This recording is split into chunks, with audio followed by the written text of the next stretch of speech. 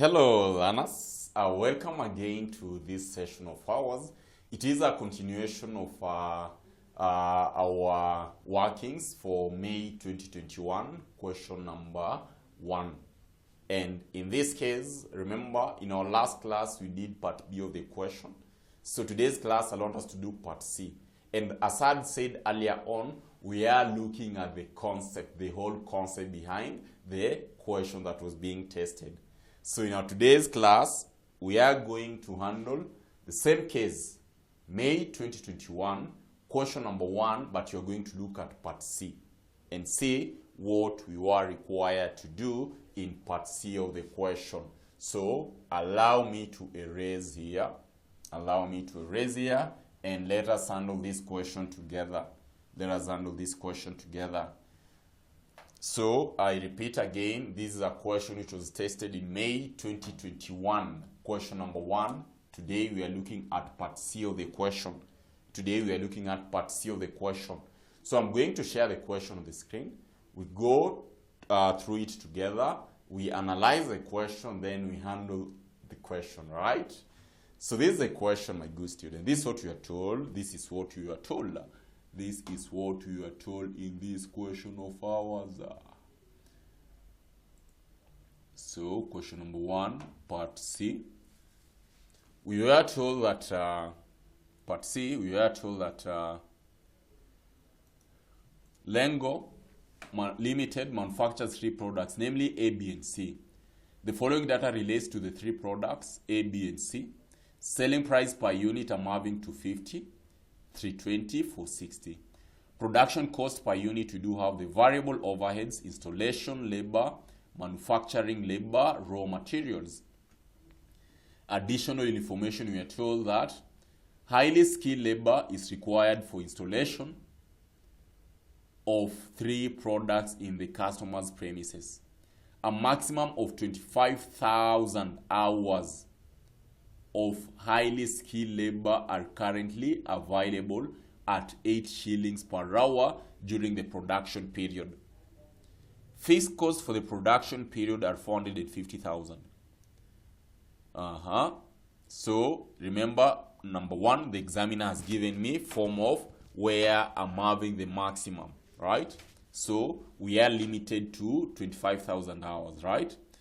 Number 3, we are told the maximum demand for products A, B, and C is 2,000 units, 3,000 units, and 1,800 units respectively.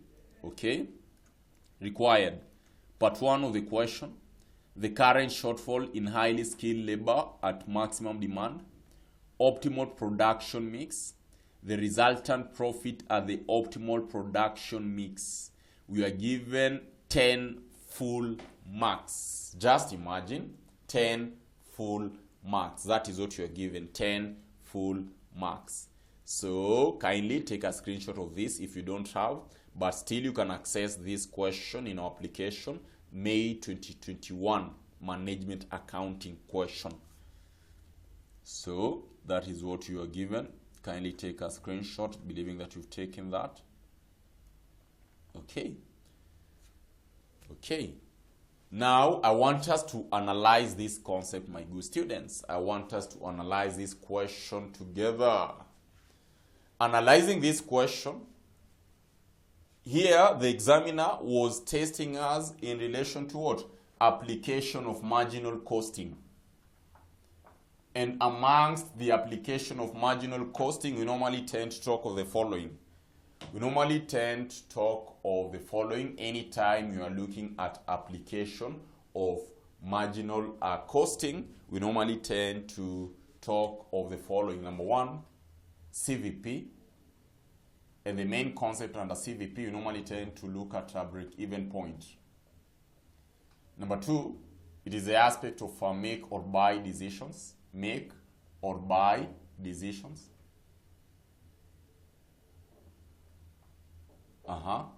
3, accept or reject offers. Accept or reject offers. 4, the aspect to do with limiting factor. Limiting factor. So these are some of the main applications of marginal costing. And why are we terming them as application of marginal costing? Or at times they are normally being termed as the short-term planning and decision-making concepts. We are terming them as application of marginal costing, or rather the short-term planning decision-making processes, because these will involve one main element which will be very important, and this cost is variable cost. So marginal is the same concept as variable costing techniques. So we'll be looking at the variable costs. Main element here, the relevant cost that we will be talking in all this is the concept of variable cost, because you'll find it is the variable cost that will tend to change with the level of production. Regardless of the level of production, fixed cost will always tend to remain to be constant. That's why we are terming it as what? Short-term planning decision making, or rather application of marginal costing, because ideally our main focus is analyzing the variable cost that we'll be having and how with this change in variable cost affects our decision making. This is what you normally tend to look at under the concept to do with the application of marginal costing. So all these are the main elements. In our question, we are being tested in relation to what? Limiting factor. You are being tested in relation to limiting factor. So I'll want us to dissect the concept of limiting factor today. Then we handle this question which was attested in May 2021, question number 1, part C. So I want us to dissect this component of limiting factor. Then we handle that question.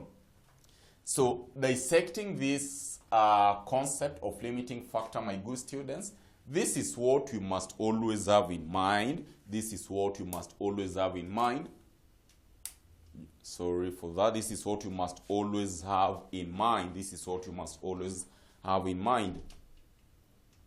Anytime we are looking at limiting factor, anytime we are looking at limiting factor, anytime you are looking at limiting factor, this is what I want you to always take, or what we should always recall anytime you are handling a limiting factor. So number one concept, my good student, I should understand what is a limiting factor. Limiting factor is a scarce resource that will hinder the organization to produce to its maximum. Mark that very well. Limiting factor is a scarce resource that will limit the organization to produce to its maximum. Assuming that I wanted to produce a maximum of, 10,000 units. This is a maximum production that I want to do. And in producing, for me to produce this maximum, maybe I will require, say, like 20,000 kgs of material. I'm going to require 20,000 kgs.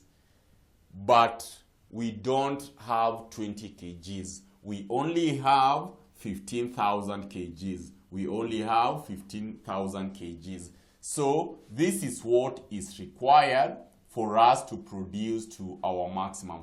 And this is what is available, my good students. This is what is available. So you will find that first of all, the units or the materials will limit us to produce to our production. It's going to hinder us to produce to our maximum demand or our maximum production. Therefore, at this point, we are going to say that raw materials, these are our limiting factor. They are going to hinder us to produce to our maximum. Then again, a good student will ask Mwalimu, now what will be the difference between the 20,000 and 15,000? So the difference between what I'm requiring, or rather whatever that we require to produce, and whatever that is available, the difference should give us what is known as what? shortfall. The difference should give us what is known as shortfall. So in this case, I'll be having a shortfall of 5,000 kgs. I required 20,000, but we only had 15,000. So this difference between what I require and what is available is what you are terming it as what? As shortfall. Is what you are terming it as shortfall. So the question would be, in the event that I'm having less probably resource, that yes, it will limit us to produce. But the question is, should we stop producing at all? No, we can't stop to produce at all. I'm going to use the required resources to produce whatever that we can. And using the available resources to produce whatever that we can is what we are terming it as what? Optimum production. Yes, I won't achieve our maximum production, but with the available, what are we going to produce? This is what now we are terming it as what? As the optimum production. This is what now we are terming it as optimum production. Now the question will be, probably a person will ask, Mwalimu, how will we achieve our optimum production?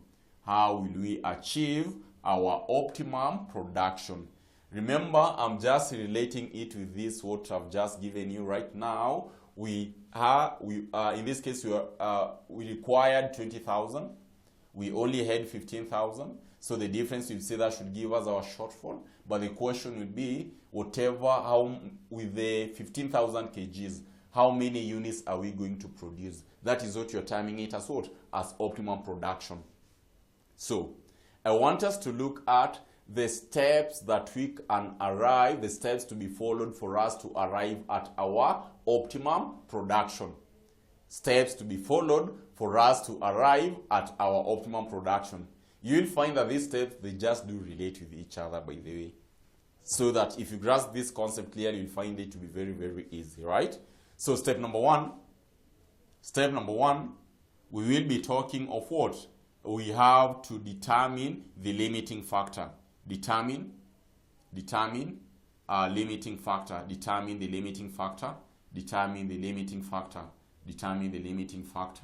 And guys, I've tried clearly to explain how we should determine our limiting factor, right? Number two, my good students, what you should understand is that step number two, we need to determine contribution margin for each product. We need to determine contribution margin.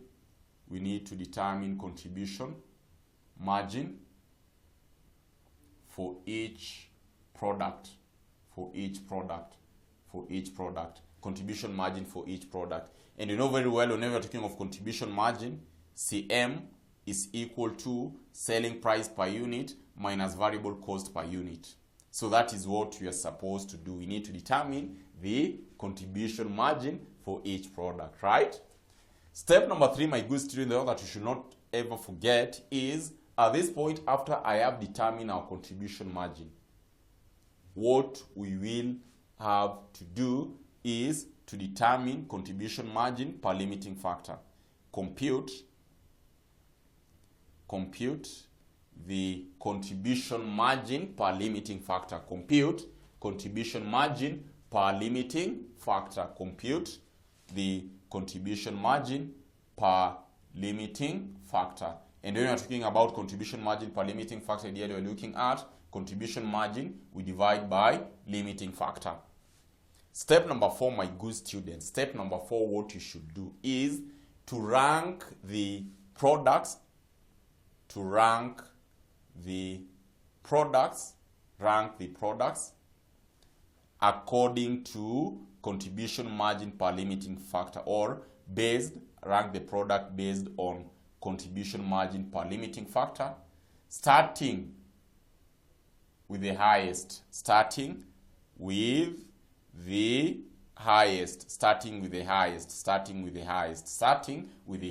These are simple procedures, right? Then after we are done with step number four, step number five, my good students, what will you be required to do?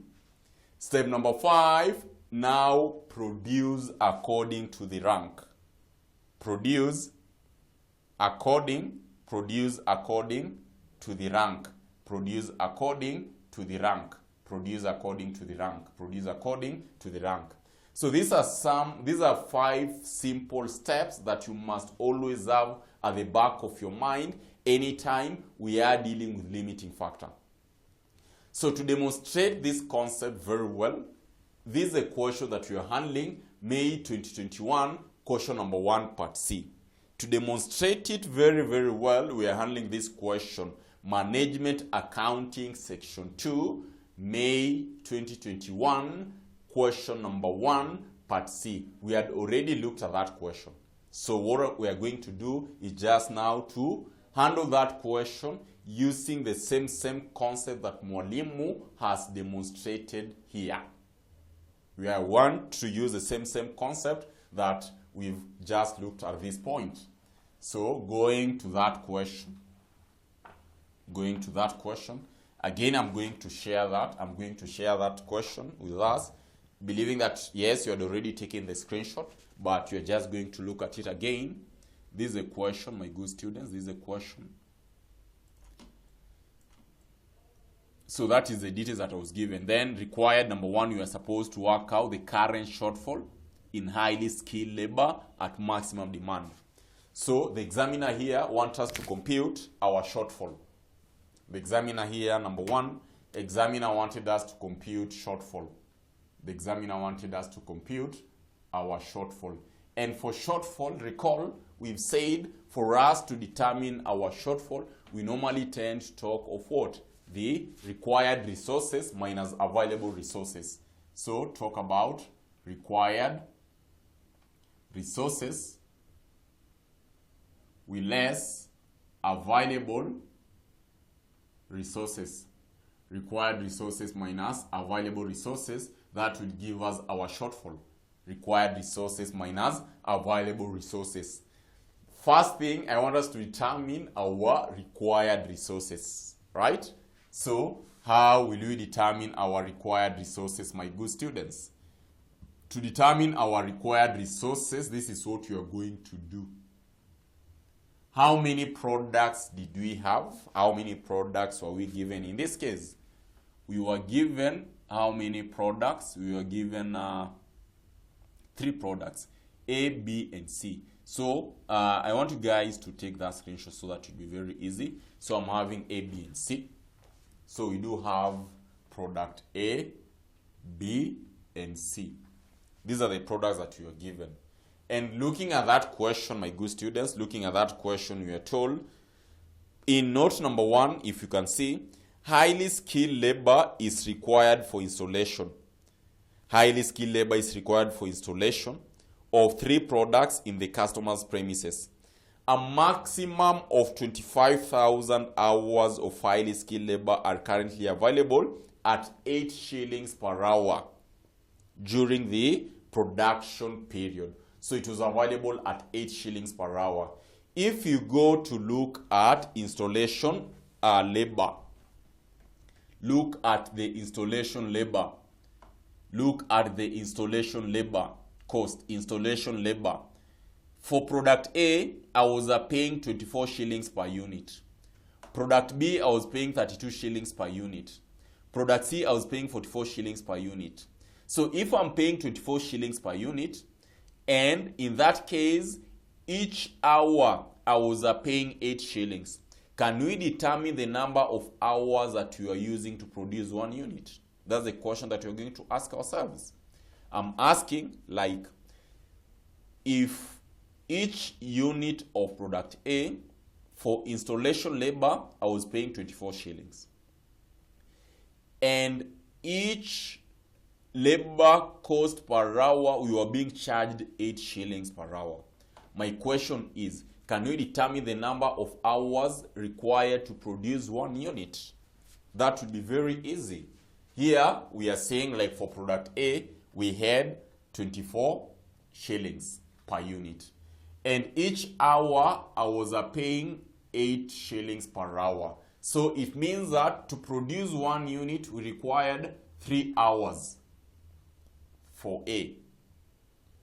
Product B, the same concept will apply. I'm having 32. We divide by 8 to give us 4 hours per unit. To give us 4 hours per unit. Product C, my good student, you should be having, that is 44. That is 44, of course. 44, we have 44. So 44, we divide by 8. That should give us 5.5 hours per unit. That should give us 5.5 hours per unit. So, to produce 1 unit of product A, we required 3 hours. To produce 1 unit of product B, we required 4 hours. To produce 1 unit of product C, we required 5.5 hours. Then, our maximum demand was how many units? Our maximum demand, we were given how many units? Come and look at it. Maximum demand, if you go to note 3, A, 2,000, B, 3,000, and C, 1,800. So therefore, that will enable us to determine the required hours. Therefore, at this point, I should be having 3. For product A, we require 2,000 hours. For product B, we required 3,000 hours. For product C, we required 1,800 hours. Or rather 1,800 units, sorry. 2,000 units, 3,000 units, and 1,800 units. So what will be the total hours required for A? I should be having 6,000 hours. For B, I should be talking of 12,000 hours. And for C, we should be talking of 1,800 by 5.5 to give us 9,900 hours. 9,900 hours. So if we were to look at our required resources in terms of our maximum production, we could have talked of 9.9 plus 12,000. We add 6,000. That should give us 27,900. 27,900 hours. These were the required hours. So these are the required hours. Required hours. Required hours. What about available hours, my good students? The company had how many hours available? The available hours in our case, we can clearly see we were given 25,000 hours.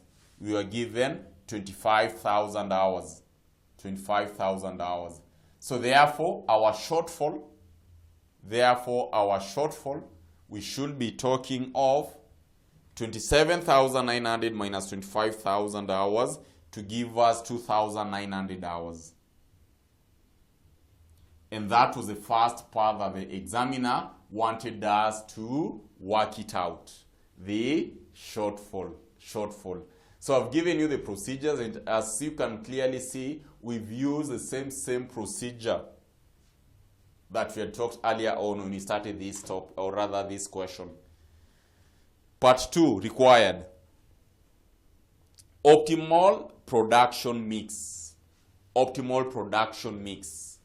Part 2 of the question, we are required to work out the optimal production mix. So let me share for those probably who hadn't taken a screenshot. Look at our required,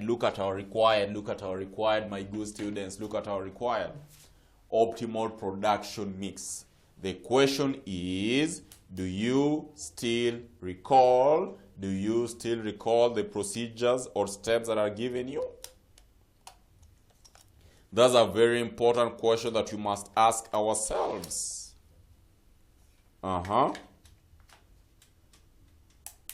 Do we still recall the procedures that Mwalimu had given you when we started? A very important question that we should ask ourselves. So, the same procedures we are going to use in working out this question. And this is what we are going to do. This is what we are going to do. So, optimal production mix. Optimal production mix. Optimal production optimal production mix. Optimal production mix. Under optimal production mix, we have to follow these procedures. We need to determine, first of all, the contribution margin for each product because we've already identified our limiting factor. So we need to prepare our contribution statement. Come and prepare our contribution statement here. Come and prepare our contribution statement where I'm having product A, product B, and product C. We need to determine our contribution margin. And we said for us to determine our contribution margin, we will be talking of selling price per unit minus variable cost per unit, right? So we do have our selling price per unit, which in this case, my selling price per unit, I can clearly see we had for A 250, for B we had 320, and for C we had 460. What about our variable cost, my good students? Instead of doing it one by one, what I'm going to do, I'm going to sum it up all. Like variable cost for product A, I'm having the variable overheads, which is 16. I'm going to add 24. I'm going to add 40, and we're going to add 70.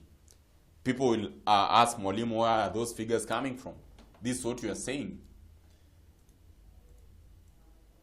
Look at production cost per unit, that is for product A. Instead of writing them individually, I'm summing it up.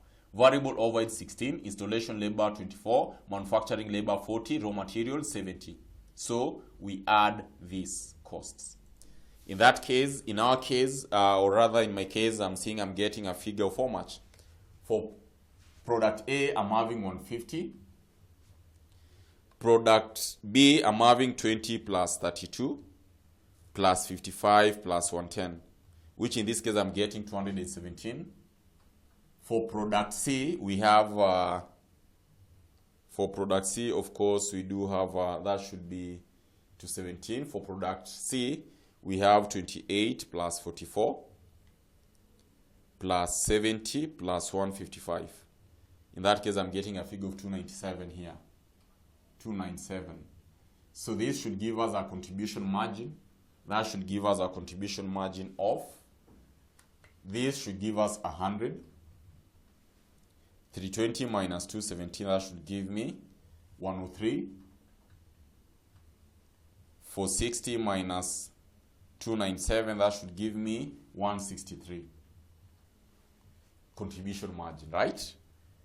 The other step is to determine the contribution margin per limiting factor. Do you have our limiting factor? Yes, we do have our limiting factor. These are our limiting factor. These are our limiting factor. Whereby for product A we have 3, we have 4, we have 5.5. Right? Because we saw that this is what we required per unit to produce the whole. Like for A, we required 3 hours to produce 1 unit. That is what we required, but we didn't have that. So that's why we're turning it as what? As limiting factor. Now, contribution margin per limiting factor. What will we be having? 100 divided by 3, of course, that should give me 33.3. 103, we divide by 4, that should give us a 25.75. 163, we divide by 5.5, that should give me 163. We divide by, that should give me 29.64. Right? The other step, we do what? We rank the products according to contribution margin per limiting factor. So we rank.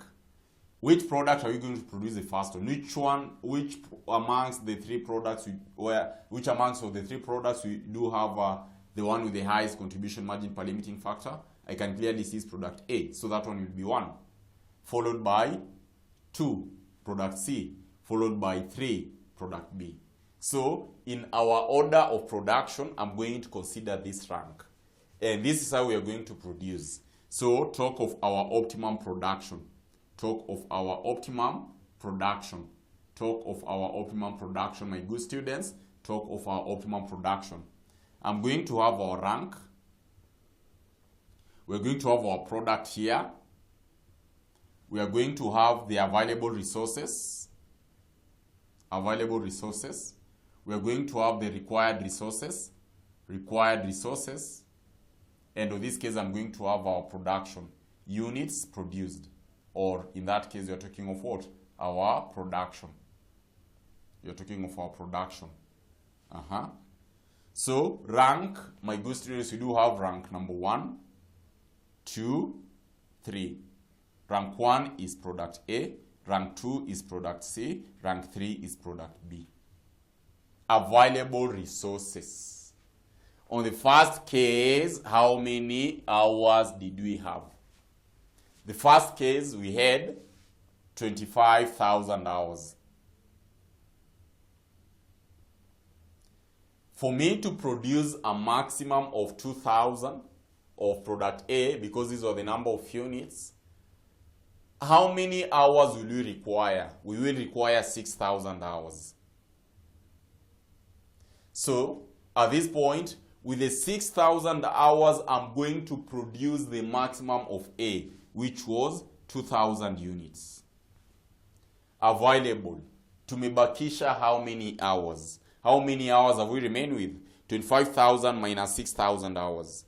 I have remained with 19,000 hours. For me to produce C, how many hours did you require?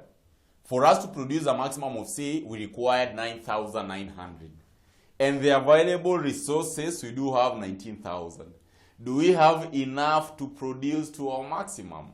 Yes, we do have enough, because I only require 9,900 and we do have 19,000 hours. So therefore, I'm going to produce the maximum, which I'm going to use 9,900, and production of that should give us 1,800 units. B, available resources, 19,000 minus 9,900. Available resources, I have remained with 9,100. I need to produce B. B, the maximum production that I need is 3,000. And 3,000 units requires 12,000 hours. I don't have the 12,000 hours. I only have 9,100. So what we are going to ask ourselves is, with 12,000 hours, I was required to produce 3,000. What about 9,100 hours will give us a production of how many units? So therefore, we should be having 9,100 by 3,000. We divide by 12,000. So that should give us 2,275. So production, I should be having 2,275. And for me to produce that one, I'm only having the 9,100 hours available. So you'll find that this now will give us our optimum production mix. That should give us our optimum production mix. And that is what you are required to do, by the way. That is what you are required to do in that part. That is what you are required to do in that part. Unless anyone has a question, remember, you can always, if you have not downloaded the Mdarasa app, this is the best time to download this app. Because for those students who will be doing the exams in August, time has really gone. So you really need to start studying in advance. And the beauty of it all is that at Mdarasa, we have provided a flexible learning model to any student doing CASNEB course, specifically CPA or CIFA, Section 1 or 2, Section 1 and 2. And they'll want to sit for the exams in August.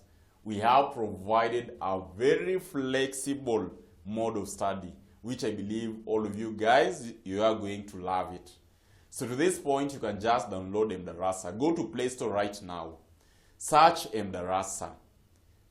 Download the app, then create your account. From there on, the procedures are very simple on how to access whichever unit that you need. So, to that point, you're done with that part. The other question, the same question, what were we told to do? On the last part, we are told to give the resultant profit at the optimal production mix. What will be our profit with this level of production? What will be our profit that level of production. That will be very easy, my good students. That will be very, very easy, because we know very well that this part, the examiner, part 3 of the question, examiner wants us to determine the profit at optimum production. Profit at optimum production. Profit at optimum production. And for us to determine our profit, we know very well, we normally tend to talk of what?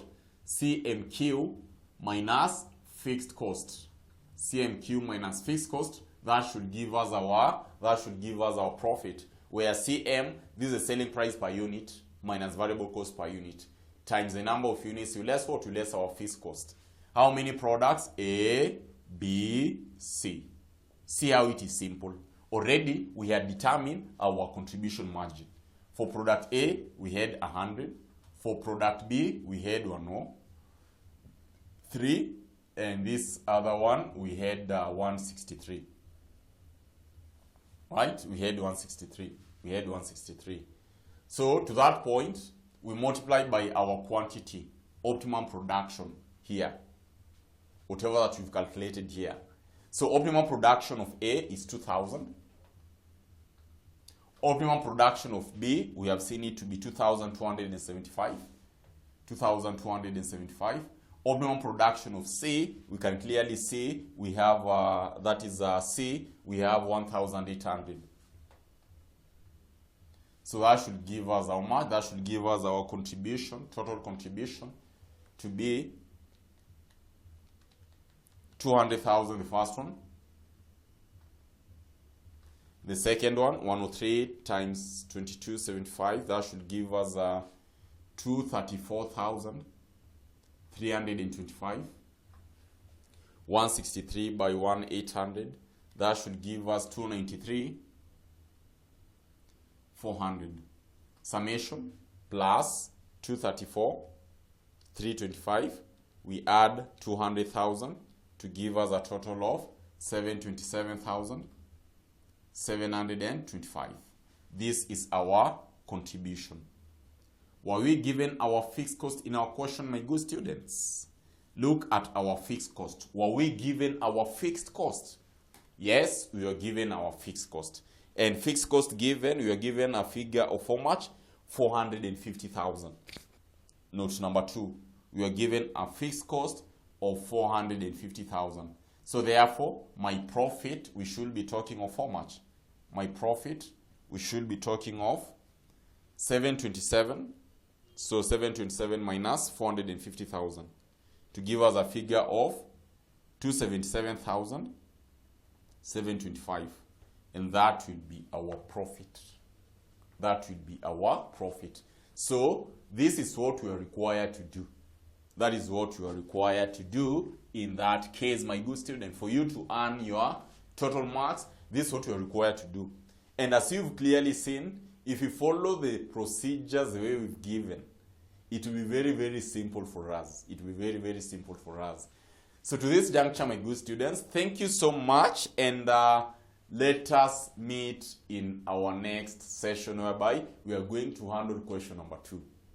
Thank you so much. For those who are preparing for exams in August, as I've mentioned, join us at MDarasa. We have a very flexible mode that will assist you to prepare for your exams very well.